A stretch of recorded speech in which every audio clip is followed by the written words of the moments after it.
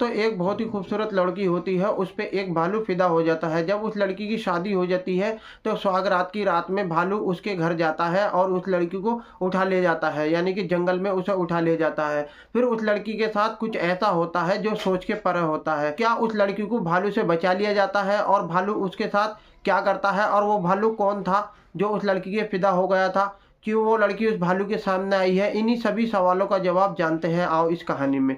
आदाब, नमस्कार, सत श्री अकाल। मैं लेके हाजिर हूँ फिर से आपके सामने एक अजीबोगरीब हैरत अंगेज कहानी।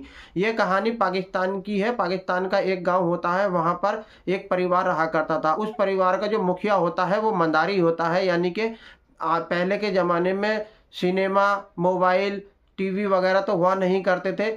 लोग अपने तमाशे के लिए, शौक के लिए, एंजॉय करने के लिए तमाशे किया करते थे और पैसे कमाया करते थे। ऐसे ही ये जो मुखिया होता है घर का, ये मंदारी था। इसका काम भी यही था कि लोगों को अपने तमाशे दिखा के पैसे कमाना, यानी कि उसका रोज़गार था। उसके पास एक भालू होता है और उसके पास एक बंदर होता है। वो बंदर और भालू का नाच दिखाया करता था गांव-गांव जाके, और लोगों से पैसे लिया करता था और अपनी जीविका को चला रहा था। उस मंदारी की एक लड़की होती है जिसकी उम्र लगभग 10 साल होती है। जब मंदारी तमाशा दिखा के घर आया करता था तो वो अपनी लड़की से कहा करता था कि जाओ भालू को और बंदर को चारा खिला दो।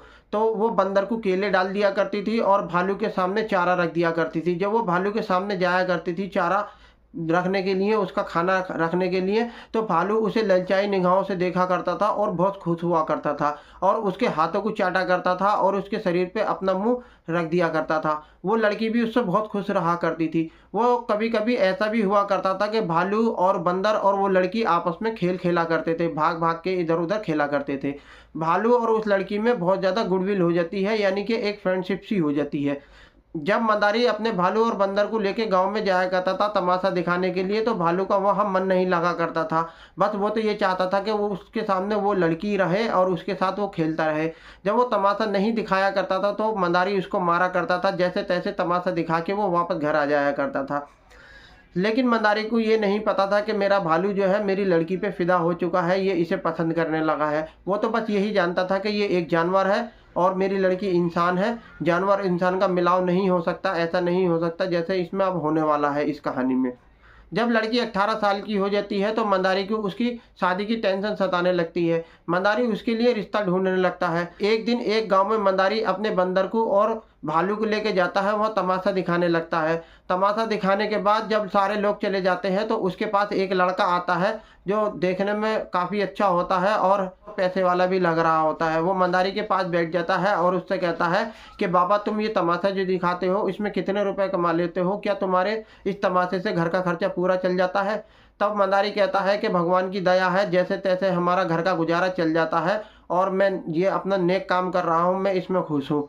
तब वो लड़का कहता है कि ठीक है बाबा। वो ऐसे कह के चल देता है। मंदारी को वो लड़का बहुत ही अच्छा लगता है। वो उससे कहता है कि बेटा इधर आओ, मुझे तुमसे कुछ बात करनी है। लड़का वापस आ जाता है तो मंदारी उससे कहता है कि बेटा तुम्हारा क्या नाम है और क्या तुम्हारी शादी हो चुकी है? लड़का कहता है मेरी शादी नहीं हुई और मेरा नाम रिजवान है। तब मदारी कहता है कि रिजवान बेटा, तुम्हारा घर कहाँ है? मैं तुम्हारे माँ बाप से मिलना चाहता हूँ।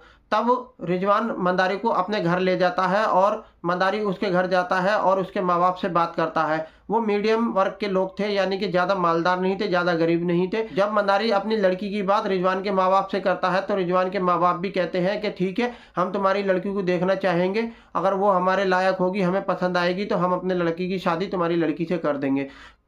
फिर वो मंदारी अपने भालू और अपने बंदर को लेके अपने घर आ जाता है और अपनी लड़की से कहता है कि बेटा, मैंने तुम्हारे लिए एक रिश्ता देखा है, वो कल तुम्हें देखने के लिए आएंगे। इतने में ही मंदारी की पत्नी आ जाती है। वो कहती है तुम मेरी बेटी से क्या कह रहे हो? तो मंदारी बताता है कि मैंने एक गांव में तमाशा करने के लिए गया था, वहाँ एक लड़का देखा है, मैं उसके माँ बाप से बात कर आया हूँ। वो लड़का हमारी लड़की के लिए बहुत अच्छा रहेगा और मैंने अपनी तरफ से शादी तय कर दी है। अब वो मेरी लड़की को देखना आएंगे, अगर हमारी लड़की उसे पसंद आ गई तो हम शादी कर देंगे। तब मंदारी की पत्नी भी खुश हो जाती है, कहती है कि ठीक है, मेरी लड़की अब जवान हो गई है, इसे शादी कर लेनी चाहिए।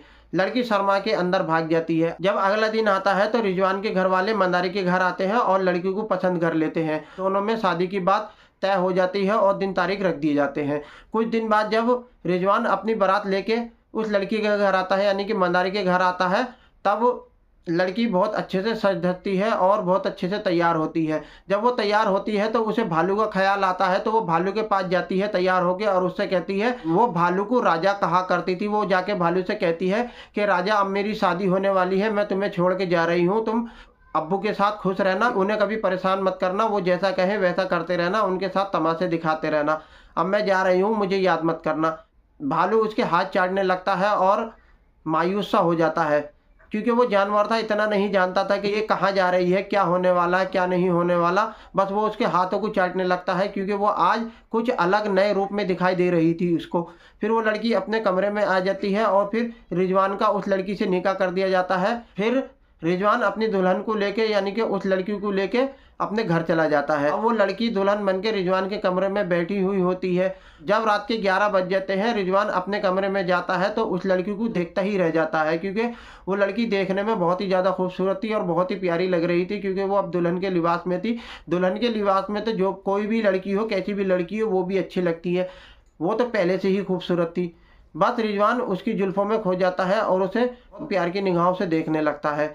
फिर वो दोनों आपस में बातें करने लगते हैं और प्यार भरी रात गुजारने लगते हैं। उधर अगला दिन आता है, लड़की भालू के पास नहीं आती तो भालू बेचैन हो जाता है। जब मंदारी भालू के सामने खाना रखने जाता है उसका खाने के लिए, तो भालू उस खाने को नहीं खाता और अपनी गर्दन को इधर उधर झटकने लगता है। तो मंदारी उससे कहता है कि तुझे क्या हुआ, तू परेशान है, तुझे कोई बीमारी है, क्या परेशानी है। अब वो जानवर था, वो अपनी परेशानी को अपने मालिक से कैसे बताता। फिर मंदारी एक डॉक्टर को बुला के लाता है और उससे कहता है कि मेरा भालू खाना नहीं खा रहा, इसको देख लो, अगर इसकी तबीयत खराब है तो इसे दवाई दे दो।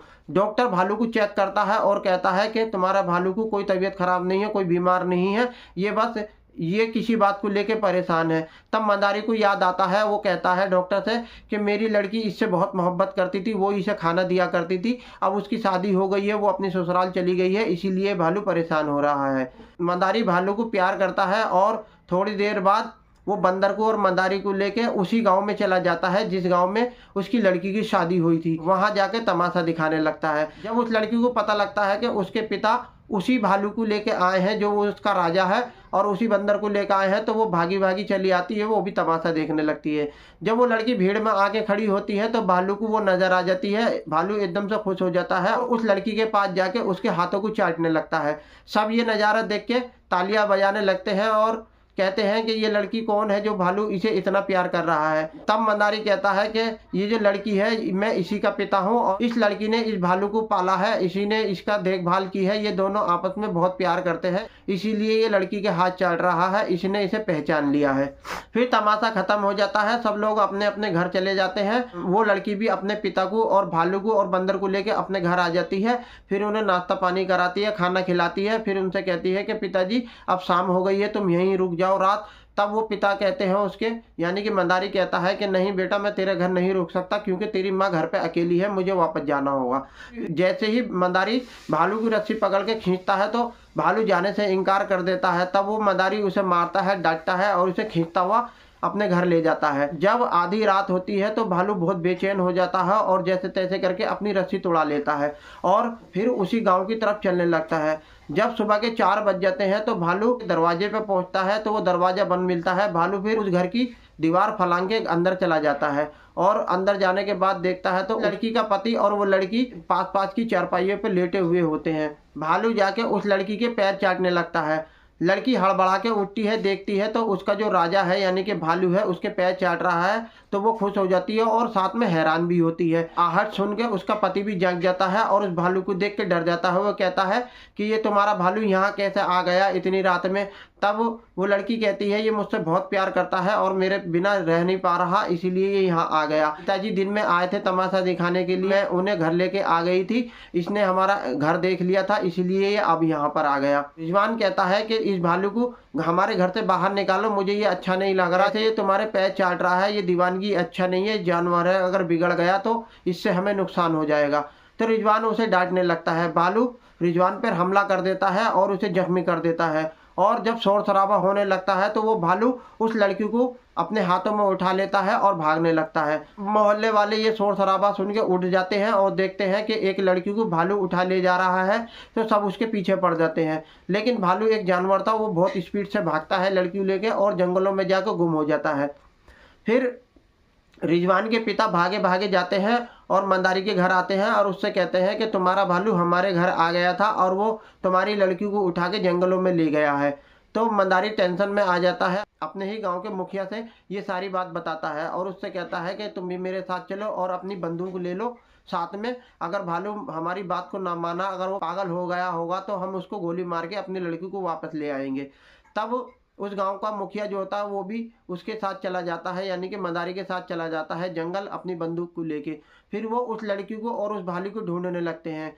जब काफ़ी अंदर जंगलों में जाते हैं, देखते हैं तो लड़की बेहोश पड़ी होती है और भालू उसके पैरों को चाट रहा होता है।